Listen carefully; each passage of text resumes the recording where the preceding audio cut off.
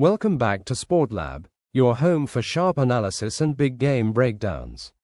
Tonight, we're talking Chelsea and a clutch London derby at Craven Cottage. Pedro Neto and Tariq George stole the show with a late turnaround that's keeping Champions League dreams alive at Stamford Bridge. Let's dive in. Huge win for Chelsea. They came from a goal down at Fulham to win 2-1. Pedro Neto with a late screamer to win it for Enzo Maresca's side. 5 Premier League wins on the bounce for Wolves as they beat Manchester United 1-0 at Old Trafford. Pablo Sarabia's wonderful free kick proved to be the difference.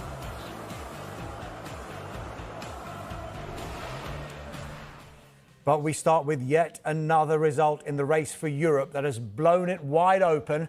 And Chelsea left it late to secure a 2-1 win over Fulham at Craven Cottage. Jay Bothroyd, you were watching this one. How big a result is that? Massive result. And whatever Maresca said at half-time, it absolutely worked because they come out, they was on the front foot, they was aggressive, they was moving the ball around with more intensity, there was more dynamic, they put more crosses in the box. In the first half, they had 3 shots, none on target. Second half, they've had 10 shots, 8 on target. That shows that was the difference. He made some great substitutions. He's dragged his captain off and said, this is good enough today. He's brought on Gusto. Unfortunately, Gusto pulled his hamstring at the end there. Sancho came on, he done all right. Tariq George, come on, scored a great goal, first Premier League goal. And that's what it's all about. One thing I do like about Maresca, as much as, he's going to get criticism because he does have a great squad, and they are where they are, but he's not scared to make substitutions. And he's made 2 great substitutions there, or 3, and they've come on and done their part. And again, Pedro Neto was fantastic today. One thing you get from him is hard work, 100%. He's direct. He can go both ways. He's the kind of winger you don't like to play against because he can go on his right foot, he can go on his left foot, and he's finished that so well. His first touch for the goal was great, but then the finish was even better. And what a great result. You look at that, that Champions League running now between 7th and 3rd is 2 points. Yeah. You just need to get point after point. It's relentless now. You just have to get wins, and great win for them today. Yeah, just picking up on what you said there, Newcastle United in 3rd on 59, Manchester City in 4th on 58, Chelsea now in the top 5, which we do know now will be a Champions League finish, on 57, but they are joint points on 57 with Nottingham Forest on 6th, Villa in 7th. Can you call it? We spoke about it before the games kicked off. Have you changed your mind at all about who gets the Champions League next season? It's going to be tough, that's for sure. It's a tough one. It's a tough one. I can't change my mind. Right, one thing you said, if I remember correctly, Chelsea and Forest to miss out. Yeah. That was your call before the game, yeah, right? Yeah, it was. Yeah. I said Newcastle and Villa. Tomorrow's a big game for Forest. They've got to play Tottenham. Tottenham will be in high spirits, obviously, after midweek's game. But it's tough. You just don't know the way it's going to go. And one thing I would say about Forest is that they're difficult to beat. They'll sit in there, they'll let you have the ball, they'll break quick, they'll score goals. The only thing is now, Wood needs to get back on that scoring run. But they've got a really good squad as well. And I don't know, it's so tight there. The league's gone, right? Liverpool have gone away with it. But this Champions League run-in is really exciting. Jamie, do you share that view? Yeah. You both said Chelsea and Forest potentially to miss. Yeah. After today, has this changed your mind at all? Well, I'd say maybe a little bit, yeah, because you don't want to change your mind, but they've put in a big performance in the second half, Chelsea. I had my eye on it. We've got both games on, and as Jay said, they were really good second half performance. And look, they've got the players to get the Champions League spot. I was wondering if they had the drive, did they have the mentality? It's a young squad. Did they have the fire in their belly to get a win? But that's a massive result. Going away from home in a derby. Fulham have been a good team this season. To go away from home and get 3 points there, and the way they performed in the second half was brilliant. The problem they've got is that first half performance that can't happen again. They've got 5 massive games now to get Champions League football, and you can't play like that in the first half. And they've been playing like that too much this season. On paper, it looks like they've got the toughest run in, though, doesn't it? Yeah, that's the thing. But if they play like they did in that second half, they can beat teams. comfortably because they've got good quality players. But the first half was so lacklustre. They didn't play with no urgency, and maybe they are, maybe the pressure is getting to them a little bit. But still, you're playing for Chelsea Football Club. They need to be in the Champions League. And whatever Maresca said to them at half time, he was very emotional on the side. He's willing players forward. He's pushing his full-backs on. They're overlapping. They didn't have that in the first half at all. It was very much pedestrian, sideways, sideways, sideways. They weren't doing nothing. But second half, there was penetrating with the passes. We talk about Cole Palmer's attacking qualities, but today he put a real shift in defensively. He was tracking all the way back. He was getting forward, and credit to him because he's a young player, but he was demanding of the rest of the boys as well. I mean, you would say he's a first name on the team sheet, but today he played like a leader. The players that came on done really well. Tyreek George, again, great finish. He's a youngster, came through the youth system.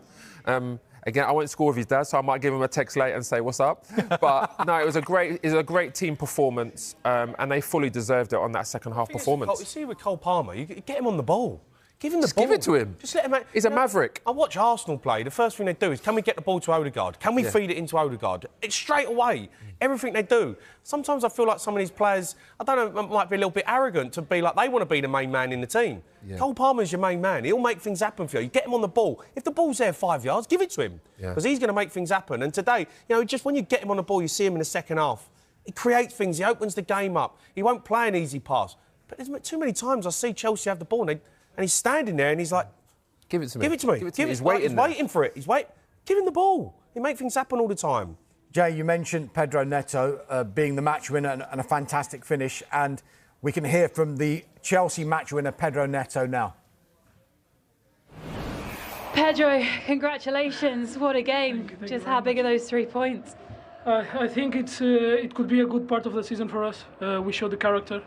To be honest, I have no words. I have no words to describe what this team has done so far. The job that we were doing, and know that it's not easy to spend all the season in the top 4, and we were out from this game, like from the top 4, you know what I'm saying? But the character that the team shows is already we have to think about Everton and win as well. It was a wonder strike from you. How did you do that? To be honest, when I received the ball, I just spin around and I shoot it as hard as I can. The ball went in.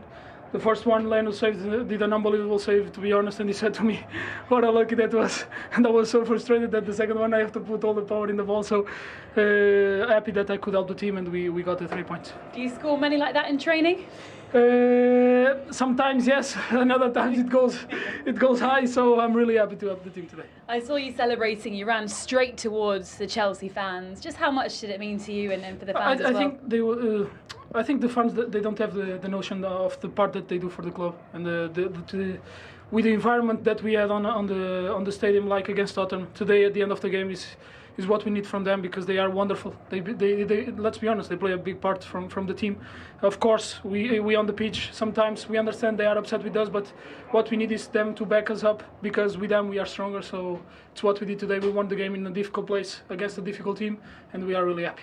We have to mention Tyreek George, who scored his first Premier League goal as well to get Chelsea back in it. What did you make of that finish? Oh, what a finish it was. Tyreek has been working for a while with us already. In the middle of the week, we were all joking with him because of one training, and today he shows what he can do. He scored a beautiful goal, and we go from that.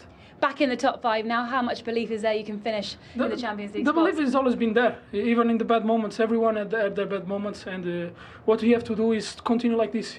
Sometimes the game, it's not about the quality, it's about the spirit, and this is what we show today, the mentality that we are, the group that we are, and I think we deserve it to win. Pedro, thanks so much. Enjoy the celebrations. Thank you. Bye. Yeah, easy, isn't it? Just turn around and hit it as hard as you can. Yeah. That's how you score in the Premier League. What a goal there from Pedro Neto. Not a good day, though, for Manchester United, Jamie O'Hara. That's the match you... How important was that Pedro Neto goal, and how much does that change the outlook of the season when you compete for Champions League football? Personally, the goal from Pedro doesn't change my view from the season. I said 3-4 days ago, and I will repeat, Chelsea the last 2 years never been in Champions League spot, and this season we spent all season there. So today win doesn't change my view. It's already a good season and can become very good if we finish Champions League spot, no doubt.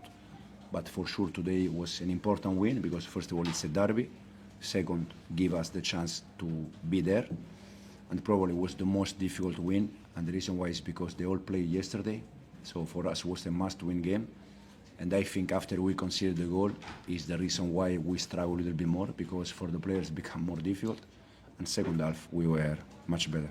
Looking at the celebrations, it looked special in the away end, and the players enjoyed it. Can that give a lot of belief to the squad? And can you also explain, like, you celebrate for a little bit, but then you went into the tunnel. Can you explain your feeling as well after that? No, I was very happy, first of all, because it's a nice feeling to win the game at the end. But I think it was a moment for the players because they deserve to share that moment with the fans. So this is the reason why I left the pitch immediately. And then when we scored the second one, I celebrate, and this is the reason why they give me yellow card. But for sure, I think it was a nice moment for the players and for the fans to share that moment. It's important. And I said already many times, the players, they need to feel the support. Andy? Enzo, the celebration, was there a lot of relief in there as well, because you got the win, but they left it late? Did you think it might never come? The win? Yeah, did you think? No, to be honest, I was quite positive because I think the team was creating chances, was doing well. It's sometimes you also have to be a little bit lucky. I think Tyreek goal gave us an extra energy, an extra boost. But I was quite positive because the team was performing well, so I was quite positive. Were you impressed by the Neto's goal? I mean, if there wasn't a net there, that would probably still be travelling. I imagine that shot. Yeah, and it was fantastic goal from Pedro, from Tyreek, but I think all the team today was very good. Trevor was good, Levi was good, the one in the middle, Moy, Enzo, Cole was better, so happy for all of them. Peter? Just on the Neto's goal, it's played out from the back, it's gone the whole way up the pitch, and I know it probably gets lost in the emotion, but in terms of the goal itself, surely you must be pleased with the way it was constructed, which I know has come under a lot of talk about style of play, but to score a goal like that, it must be. Yeah, no, very pleased about, yeah, as you said, about the way you want to play or the style.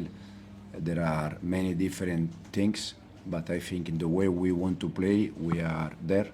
So it's good also for the player to score that goal. And as I said, fantastic moment to share that moment with the fans. Jacob? And so he said on Thursday that you probably wouldn't qualify for the Champions League if you didn't have Jackson and Palmer to start scoring. So how satisfying is it that you've got two other people in one young today stepping up? Yeah, fortunately it was no Cucurella again, of course.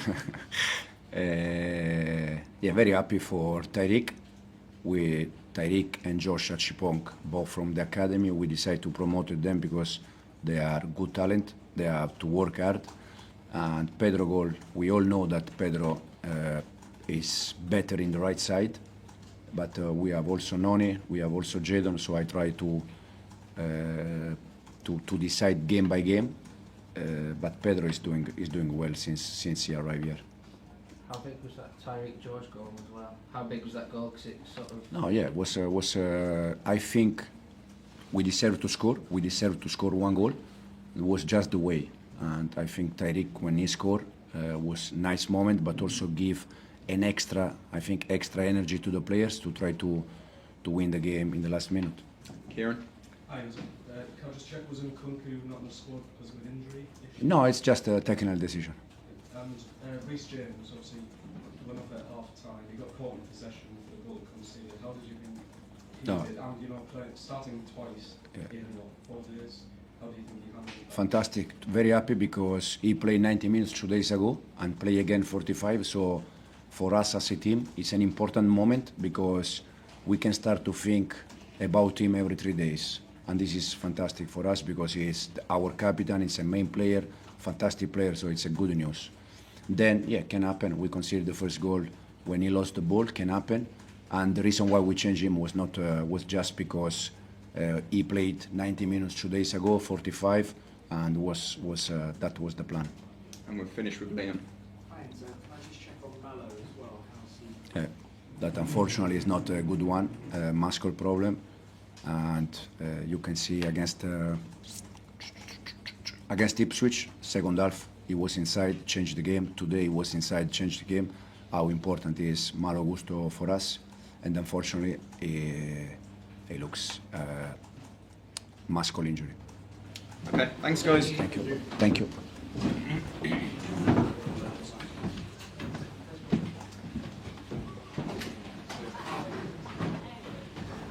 It was looking like another frustrating night for Chelsea when Alex Iwobi opened the scoring for Fulham in the 20th minute with a stunning finish. The Nigerian midfielder made the most of a rare moment of space and curled one past Robert Sanchez to give the hosts a deserved lead. Chelsea looked short on answers, until the youth stepped up. Enter Tariq George, only 19 years old, and needing just 5 minutes to make an impact. The substitute latched onto a loose ball at the edge of the box and rifled a first-time strike past Bernd Leno. His first Premier League goal, and it could not have come at a better time.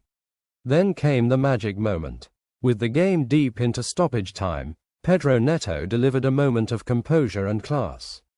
After being found by Enzo Fernandez's cutback, the Portuguese winger took a touch, steadied himself, and smashed the ball into the roof of the net.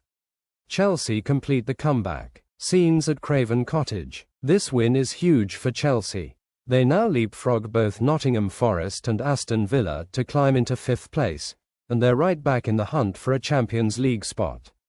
Mauricio Pochettino's side showed real fight and squad depth, with the bench proving decisive. Meanwhile, Fulham remain 9th and will be frustrated at letting 3 points slip away after a solid first-half performance. Tariq George looks like one for the future and the present. Pedro Neto's match-winning touch shows Chelsea have a difference maker in big moments.